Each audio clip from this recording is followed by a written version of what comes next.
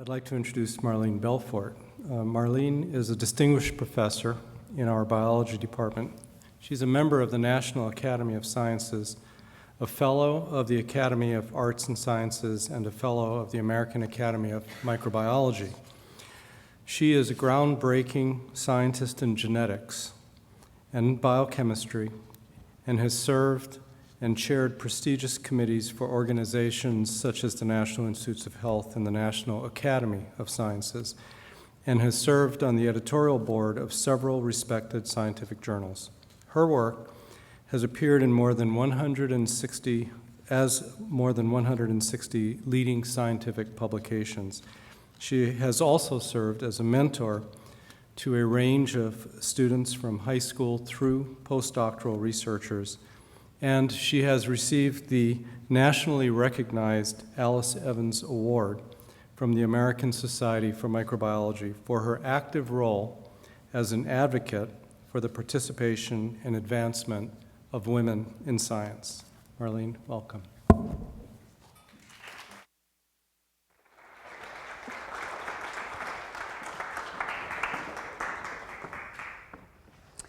Well, it's a real pleasure for me to be here to advocate on behalf of women.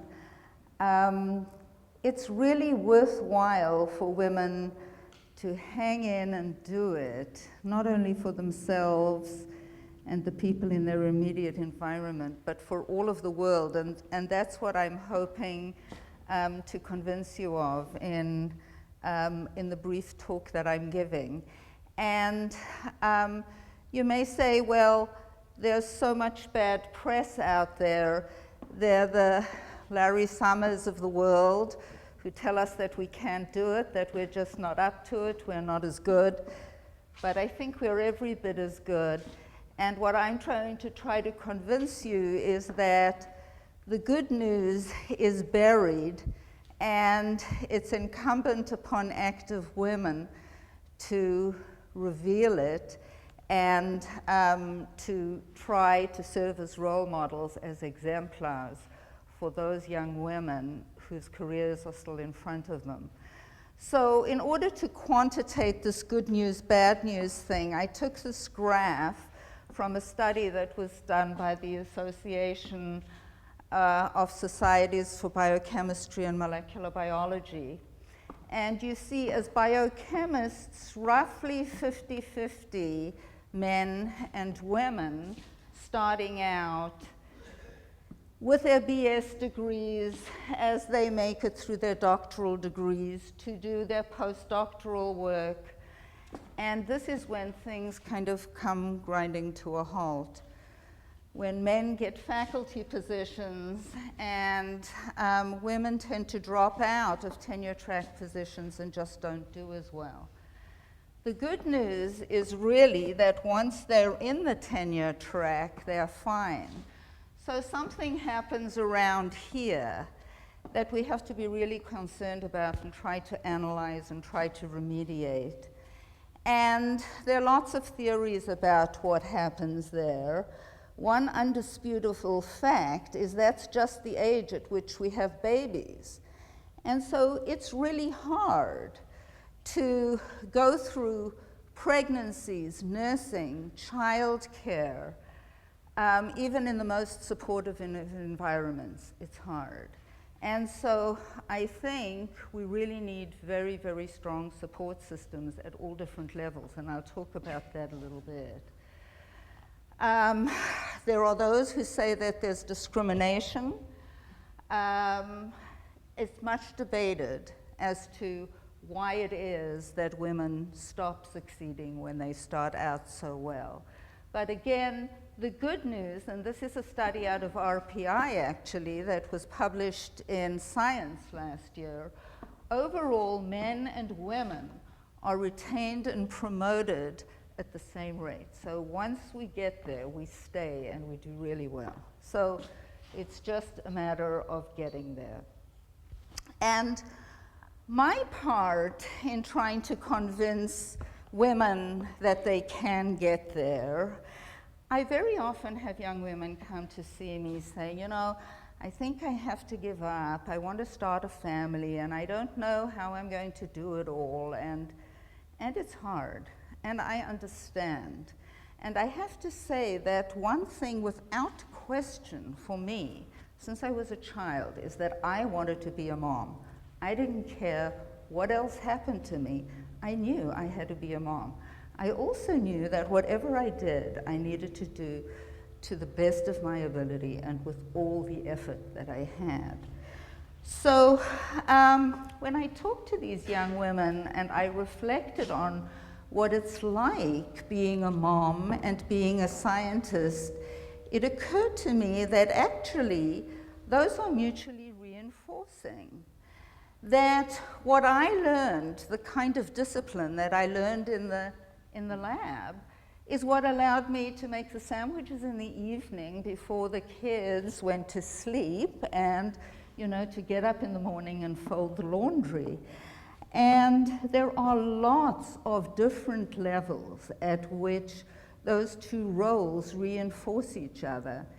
And it's really little known, and we need to promote that. So the other thing is, at an emotional level, I remember when my first graduate student was about to leave, she became really belligerent. And I got very upset. I didn't know what was going on, and I spoke to some more mature colleagues, and they said, oh, she has separation anxiety. And I thought, oof, that feels terrible. When our youngest son was ready to leave home and go to college, this guy was just the most cheerful, happy fellow you could ever imagine, until he was about to leave home. And all hell broke loose. And I said to my husband, don't worry about it, it's separation anxiety. So one really learns from the one set of tasks about the other set of tasks. Multitasking, juggling, doing creative stuff in the kitchen and in the lab. So that's one set of facts that really enable each of the activities. The other is that there is a kind of balance that one achieves by doing several things that one is very serious about, because there are joys and disappointments in both, and they really play off against each other. So, for example, one has a grant trashed. Oh, it's the worst feeling, It's like all the world has come to an end. But one gets home, and there are those smiling faces, and so, that can be uplifting. One has an opportunity to travel in this job of ours, and then it's comforting again to come home. So there's a balance and an equilibrium, and that's what it's about in the title. We want to encourage our women to continue by telling them not only is it possible, but that it's wholesome doing both things. So I know that being a full-time mom would have had me very frustrated very fast, and I think my kids would have been overwhelmed by having me there all the time. So I tried to make a list, and it appears here in alphabetical order, about what I think it takes. And, I'm hard-pressed to say what's most important. Certainly being passionate is key. Certainly being competent is key. Certainly having tons of support is key. And one needs to be able to make sacrifices. So we're still making sacrifices. I still work 12-hour days, 6 or sometimes 7 days a week. But I've always found it worthwhile, and there are enough pleasures outside of work to make, again, it feel like a balanced life. I want to say a little bit about support, because I think that's so critical. And support and collaboration comes at different levels. The family, the lab, the local scientific community, the national scientific community, the world. So I just plotted the different collaborations we have, and they are all the way in China, Japan, India. This is an old slide. The Middle East, Europe, and of course throughout the United States. What I found interesting is when I went online and took a look at international collaborations, the two maps are kind of superimposable. So what, and these, by the way, are on the basis of co-authored scientific papers from different countries. And so what is this collaboration thing about? There's been a lot written about collaboration, and there's a lot of creativity in it. Things happen at the interfaces that just don't happen if one is solitary and thinking alone. And there's lots of exciting stuff that's been written about group thinking and brainstorming. But there is something that I have to stop and say, because one needs full disclosure here. It's not easy.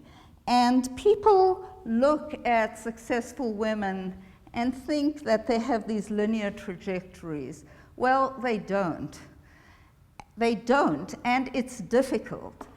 So it's difficult, and it's difficult for men and for women, because in academia, we're dependent on outside funding. That's becoming tougher and tougher. So many young women are coming to see me now about what to do.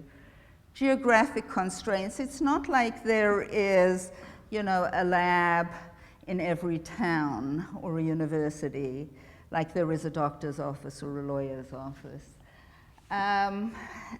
The hours can be grueling. You know, I've told you how long my hours are now. It's nothing to what it was when we first started.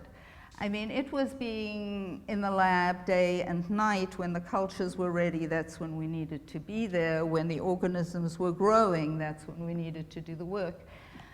And then the income was relatively low. Much better now, but at the beginning, I forked over my entire salary, first graduate student salary and then postdoc salary, for childcare. So what's terrific is that it's the best possible career one can have. I wake up every morning excited to go to work, except the day after a grant hasn't been funded. But one is independent. One is free to think one's own thoughts, to dream about one's own kind of science that one wants to do.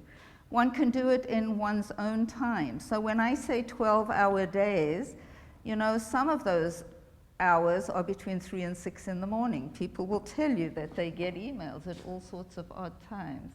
And one really owns the problem and owns the career.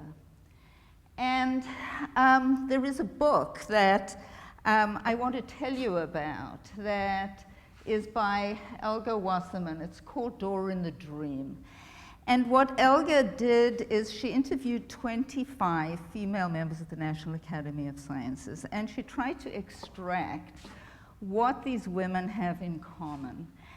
And this is the list that I came up with after reading her book. So, you know, they were idiosyncratic, different, beat to their own drum. They knew when to stick to the rules and when to break them. They were all educated in some sort of supportive environment. They had some key teacher, or they went to an all-women's school, which they found very supported, or there was some mentor who was particularly nurturing. They didn't whine. They just kicked obstacles out of the way and went on. And they had terrific exemplars, right? Role models. And people who helped them build their confidence. And the result is that we have a whole bunch of female Nobel Prize winners in the sciences. So there are 44 total Nobel Prize winners in this approximately 110-year span, women, 16 of those are in the sciences. That represents about 3%. And you might say, come on, you know, what is 3%? Well, I did a plot of what's going on, and it's getting better, see? Just look at those red triangles. Red triangles, by the way, are physiology and medicine. Blue ones are physics, and green ones are chemistry. So we really are doing better with time, right? So I think we have every reason to be encouraged. And I'm just going to end with a few of the breakthroughs among these women Nobel Prize winners. Just imagine what we would be doing without the discovery of radioactivity. You know, I agree that there may be fewer bombs, but I also say that medicine would be far less advanced than it is, all the way down. So by the way, Marie Curie actually won 2 Nobel Prizes, the only person to have won 2 in physics and in chemistry. Her daughter won 1 too. Down to friends, Liz Blackburn and Carol Greider, who won it for the discovery of chromosome ends. Chromosome ends are recognized to be increasingly important in aging and various diseases like cancers. So, as I said coming in, I want to convince you that it's worthwhile for women to try to strike the balance. And it's certainly worthwhile for society to have these women working on their behalf. And having said that, I just want to acknowledge the wonderful people who support us and buoy us along the way. These are babies who were gestated in my lab by students and postdocs. And those are my biological children. And I want to say a word about the men who support us. They are key. They are key. They are key, and I salute you, Robert. Thank you very much.